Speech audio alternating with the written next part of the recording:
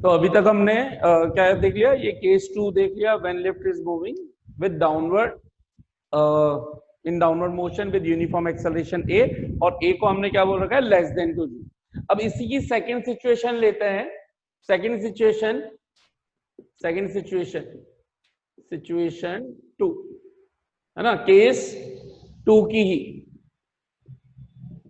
Situation 2, जब नीचे हो acceleration but it is greater than two g हो, यानी कि स्मॉल जी की वैल्यू होती है 9.8। अब हमने अलग से फोर्स लगा करके, जैसे एक तो होता है ड्रॉप, ये जी से आ रहा है, लेकिन मैं इसको थ्रो करूं ऐसे तेजी से, तो अब जी से भी ज्यादा एक्सेलरेशन हो गया, तो इसका मतलब हो सकता है 12 मीटर पर सेकंड स्क्वायर हो जाए, 20 मीटर पर सेकंड स्क्वायर हो जाए। उस टाइम क्या सिचुएशन बनेगी? उस टाइम सिचुएशन देखूं तो क्या होगा, person, weight machine, apparent wait या रिएक्शन फोर्स, mg नीचे, एक्सेलरेशन नीचे। तो ये सारी क्योंकि सेम है तो आप ध्यान से देखोगे तो इक्वेशन वही बन करके आएगी, क्योंकि एफ नेट तो आप अभी भी एम ए ही लिखोगे, नीचे वाला इसको पॉजिटिव मानेंगे तो mg पॉजिटिव, ऊपर वाला negative, mg minus R M A same आएगी जो यहाँ पे बनी। तो इसका मतलब r हमारे पास क्या आ रहा है, r इधर गया, एम ए इधर आया, नेगेटिव हुआ mg माइनस एम ए। अब आप थोड़ी देर के लिए सोचें, खुद सोचें कि r is equal to m common ले दू, g minus A, m common लेते, a की वैल्यू है ग्रेटर देन g, तो g minus A answer will be negative की पॉजिटिव? बोलिए।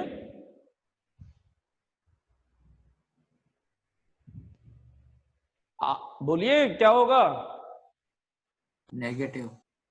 अरे g 9.8 है, a 12 है, तो 9.8 माइनस 12 जो भी आंसर आएगा नेगेटिव में आएगा ना।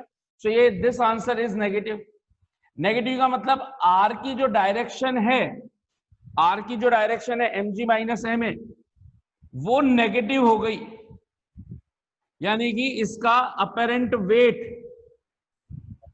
एक्चुअल माइनस एम ए तो आ रहा है, लेकिन जिस डायरेक्शन में ये आंसर नेगेटिव आने का मतलब है कि अगर मैं वेक्टर लगा दूं तो जिस भी डायरेक्शन में मोशन हो रही थी उसकी अपोजिट डायरेक्शन में अपेरेंट वेट महसूस होगा। तो बताओ, अगर एक्सेलरेशन लिफ्ट का नीचे है तो पर्सन पर रिएक्शन फोर्स मोशन की अपोजिट डायरेक्शन में लगेगा और कम लगे, इसको कम महसूस हो रहा होगा, तो इसकी खुद की मोशन, पर्सन की मोशन कहां हो जाएगी? ऊपर। ये सिस्टम कुछ ऐसा है। यहां पर मैंने मान लीजिए कि जैसे लिफ्ट को मैं लेकर के आ रहा हूं, एक तो फ्री फॉल कर रहा हूं, लेकिन ऐसी सिचुएशन जिसको इतनी तेजी से ला रहा हूं कि आप सोचिए यहां पर ये पर्सन खड़ा हुआ है, लिफ्ट जी से ज्यादा एक्सेलरेशन से नीचे जा रही है।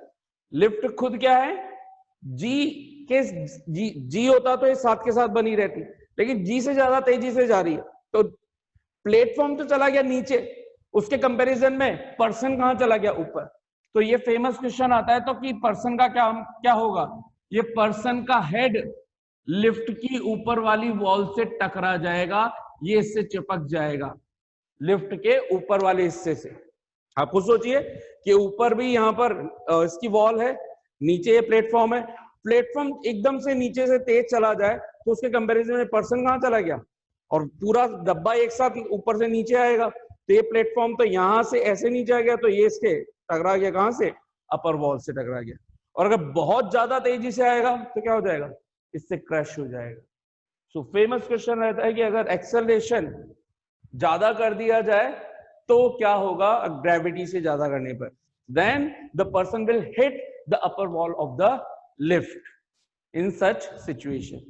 ठीक है, कितनों को समझ में आ गई situation 2? Now let's talk about the final case, case 4 when lift is freely falling.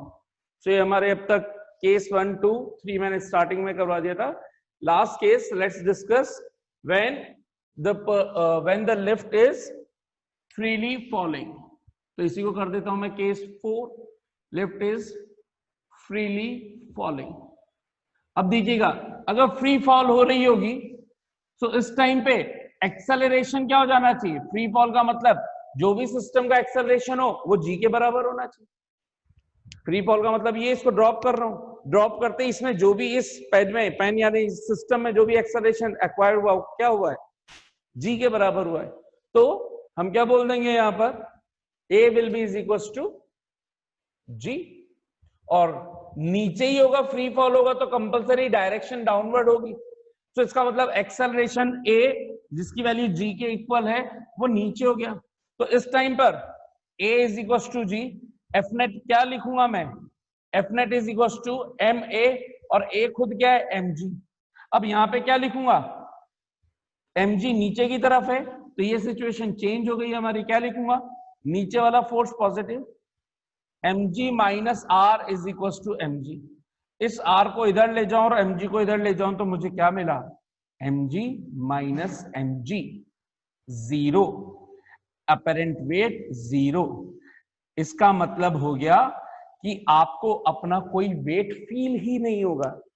ये वही सिचुएशन है जो बंजी जंपिंग में होती है। बंजी जंपिंग पे ले जाकर के भले ही रोप से बांध रखा है लेकिन रोप तो बहुत लास्ट में जाकर के झटका देगी, आप एक तरह से हवा में उड़ रहे हैं। तो जब आप हवा में, तो आपको अपना फोर्स कितना फील होगा, कोई फोर्स फील नहीं होगा, आप बिल्कुल वेटलेस हो चुके हैं। इसी को बोलते हैं weightless situation. What is weightless situation,